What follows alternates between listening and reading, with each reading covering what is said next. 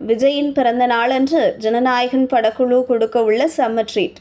வணக்கம் செய்தி புனல் நேயர்களே. விஜயின் ஜனநாயகன் படத்தின் படப்பிடிப்பு இறுதிக்கட்டத்தை எட்டியுள்ள நிலையில் அப்படத்தின் டீசர் ரிலீஸ் குறித்த முக்கிய அப்டேட் வெளியாகியுள்ளது. நடிகர் விஜயின் 69வது திரைப்படம் ஜனநாயகன். இப்படத்தை வினோத் இயக்குகிறார்.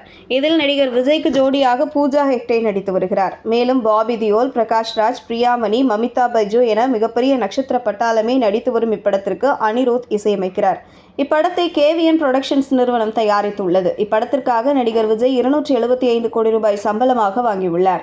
விஜயின் கடைசி படம் இதுவாகும். ஜனநாயகன் திரைப்படத்தில் நடித்து முடித்த கையோடு நடிகர் விஜய் அரசியலில் நுழைய உள்ளார். ஜனநாயகன் படத்தின் படப்பிடிப்பு இறுதிக்கட்டத்தை எட்டியுள்ளது. அண்மையில் கொடைக்கானலில் ஜனநாயகன் ஷூட்டிங் நடைபெற்றது. இதில் நடிகர் விஜய் கலந்து கொண்டார். இதையடுத்து சென்னை சென்ற படக்குழு இந்த வார இறுதிக்குள் ஜனநாயகன் படத்தின் ஒட்டுமொத்த படப்பிடிப்பையும் நிறைவு செய்ய உள்ளதாக தகவல்கள் தெரிவிக்கின்றன. ஜனநாயகன் ஷூட்டிங் முடிந்ததும் அதன் இறுதிக்கட்ட பணிகளை படக்குழு மேற்கொள்ள உள்ளது.